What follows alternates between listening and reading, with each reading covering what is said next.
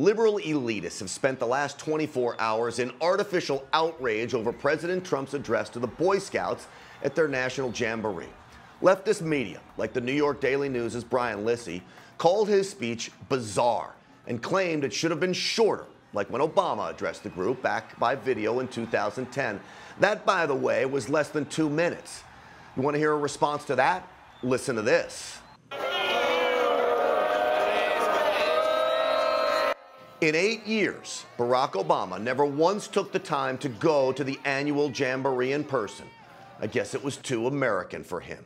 CNN's Chris Cillizza ripped Trump's speech, calling it, quote, cringeworthy, including when Trump said, "Make America great again." What about that is cringeworthy?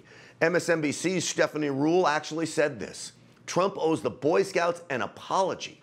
What? It's MSNBC that should be apologizing to our nation. I actually don't know what those reporters were watching.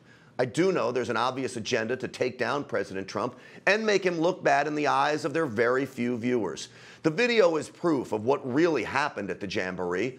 Boy Scouts celebrated their president, our president.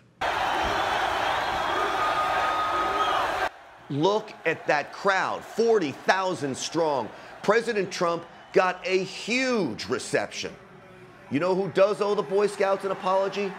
Igor Volsky, vice president at the Center for American Progress, who tweeted this: Trump is trying to turn the Boy Scouts into Trump youth. Igor, you know exactly what you're doing.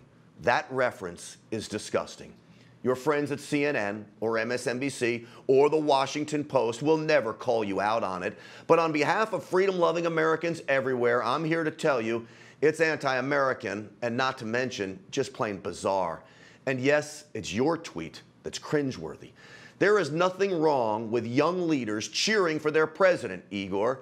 You owe the Boy Scouts an apology. And you owe it to yourself to pick up a history book. You run an organization on a mission to dramatically reduce the number of guns available to law-abiding Americans. So before you spew nonsense like, quote, "my freedom doesn't need a gun," I suggest you educate yourself about what happens to freedom when the right to bear arms is stripped away. As for President Trump and the Boy Scouts, Trump youth, as you call them, it's despicable. And a decent man would apologize. I'll be waiting. All of us and all of our viewers here at NRA TV will be waiting.